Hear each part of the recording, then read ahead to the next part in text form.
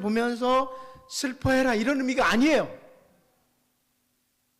이스라엘 백성들이 지금 애곡해야 하는데 누구와 같이 애곡을 해야 되느냐 하면 처녀가 어렸을 때 약혼한 남자로 말미암아 굵은 배를 동이고 애곡함같이 애곡을 해라 이렇게 말씀을 하고 있어요. 머지않아 이제 신랑을 맞이하려고 준비하는 처녀들이 마치 약혼한 남편이 죽은 것 같이 슬퍼해라 이런 의미를 담고 있는 거거든요.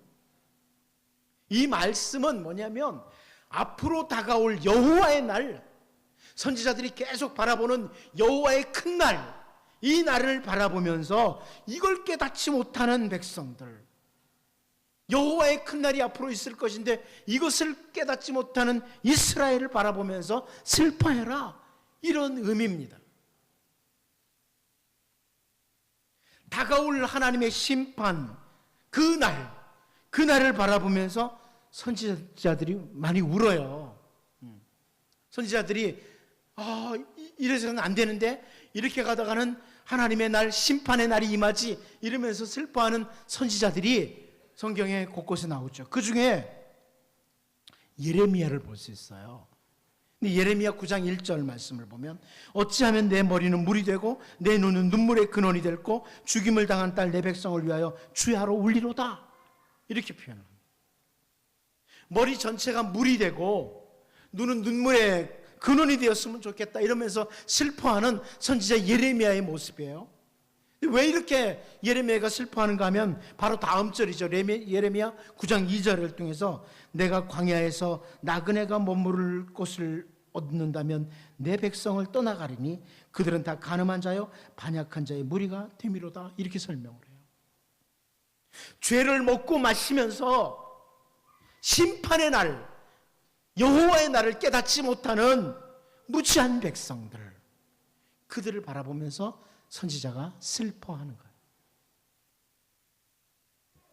오늘 선지자 요엘은 여호와의 날이 다가오는데 깨닫지 못하고 현실적인 즐거움에 도취되어서 살아가는 그 백성들을 바라보면서 슬퍼하라고 권면을 하는 겁니다. 여기 애곡하라 이 단어는요, 사실 이 히브리어 단어는 하나님을 찾으면서 긍휼을 바라는 그런 울음, 이것을 가리킨다.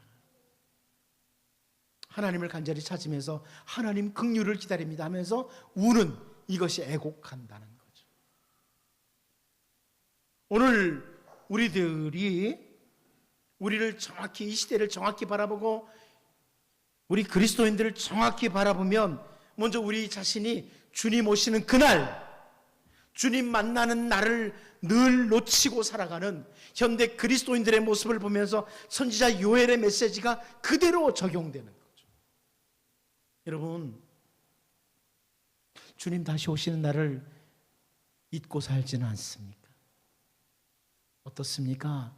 지난 한 주간 동안 주님 다시 오시는 주님의 날을 좀 기억하고 깨닫고, 이렇게 살면 안 되지, 내가 주님을 만나는 날이 있는데 이렇게 깨닫고 사셨습니까? 우리 자신은 말입니다, 아무런 생각도 없이 세상이 흘러가는 대로, 세상 사람들이 그냥 그렇게 사는 대로 그렇게 살지 않습니까? 어쩌면 이 시대에 선지자 요엘의 메시지가 필요한 거죠. 너희 애곡하고 울어야 된다. 깨닫지 못하는 백성들, 우리의 가족들, 우리의 사랑하는 사람들이 주님의 날을 깨닫지 못하고 그냥 단순히 세상에 도취되어서 살고 있는 그런 모습을 바라보면서 우리가 하나님의 긍휼을 바라면서 애곡해야만 한다는 겁니다. 선지자 요엘 당시만이 아니라 바로 오늘 우리의 모습이 같은 상황은 아닌지, 여호와의 날, 주님의 날을 전혀 인식하지 못한 채 그냥 살아가는 그 모습 아닌지, 정말 하나님을 찾고 긍휼을 기다리며 애통하는 자로, 선지자 요엘의 메시지를 따라 애통하는 자로 우리가 살 수 있기를 원합니다. 두 번째는요, 선지자 요엘이 하나님과 교통하는 모습을 보면서 애곡하라고, 하나님과의 교통의 모습을 보면서 애곡을 해야 된다, 울며 회개해야 된다, 이런 말씀이죠. 우리 9절 같이 한번 읽어볼까요? 9절 말씀 같이 한번 읽어봅니다. 시작. 소재와 전제가 여호와의 성전에서 끊어졌고 여호와께 수종드는 제사장은 슬퍼하도다. 아멘. 여러분, 이게 요아스 때입니다. 요아스 때인데 이거 지금 끊어진 게 아니에요. 이때는요, 소재와 전제 여호와의 성전에서 잘하고 있었어요. 그런데 이게 아까 말씀드린 것처럼 예언적 과거형이라는 거. 그런 표현이 끊어졌다.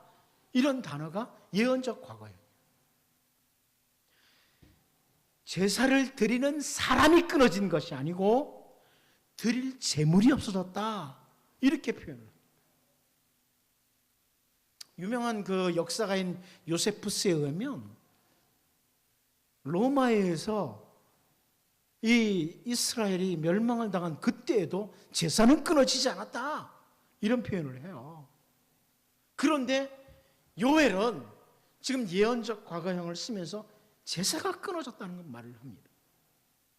이스라엘 백성들에게 있어서 제사가 끊어졌다는 것은 더 말할 수 없는 비극이에요. 이스라엘 백성들에게 있어서 제사가 끊어졌다. 이것은 그 이상의 비극이 없다고 봐요. 왜냐하면 이스라엘 백성들에게 있어서 하나님께 드리는 제사가 끊어졌다. 이것은 하나님과의 교통이 끊어졌다는 의미예요. 하나님과 교통하는, 하나님과의 교제가 끊어졌다. 이런 것을 의미하는 것이기 때문에 그래요. 근데 여기 선지자 요엘을 통해서 소재와 전제가 여호와의 성전에서 끊어졌다. 이 표현은 다른 표현으로 하나님께 버림받은 존재가 되었다. 이런 의미예요. 다시 말씀드리면 이건 예언적 과거형이에요. 지금 그렇게 된 게 아니에요. 예언적 과거형. 실제로 이스라엘 백성들이 이 표현을 들으면요, 하나님과 단절되는 거 아니야. 이걸 느끼게 되는 거죠. 하나님과의 단절이. 이스라엘 백성들이 하나님과의 단절, 하나님과 교제가 끊어지는 것, 교통이 끊어진 것을 얼마나 힘들어했는지 다윗이 밧세바와의 범죄 후에 선지자 나단의 책망을 받고 드린 기도를 통해서 우리가 잘 알죠.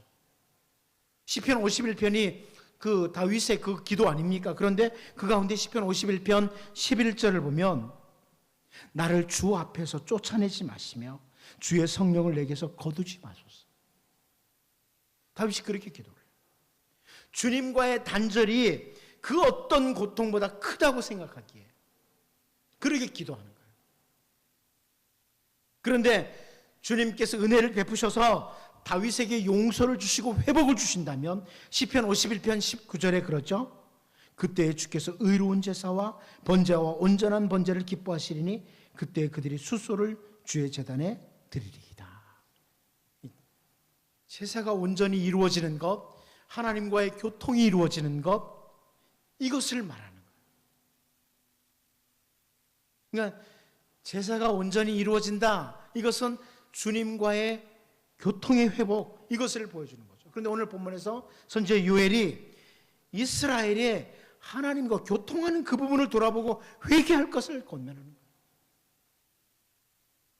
여러분, 이제 우리를 돌아볼 시간입니다.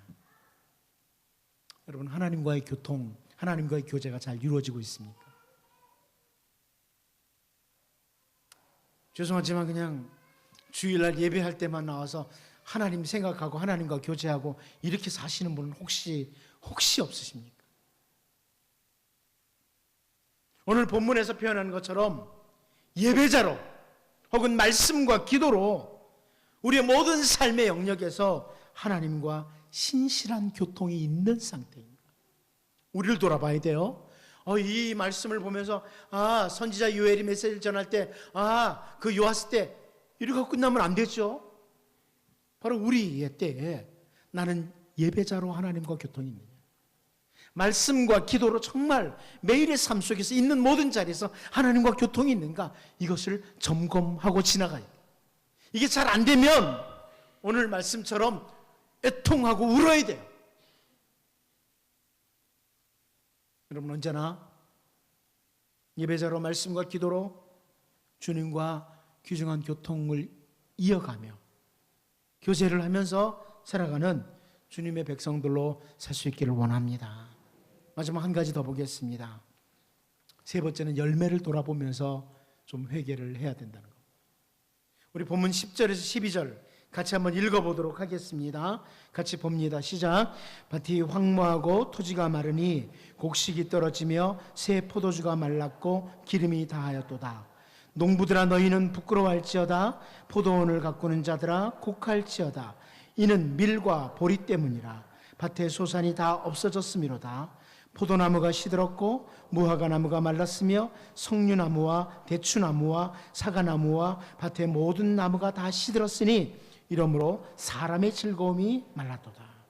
여름 내내 수고한 농부에게 추수의 열매가 없다, 추수할 열매가 없다, 이 얼마나 낙심되는 일이겠습니까?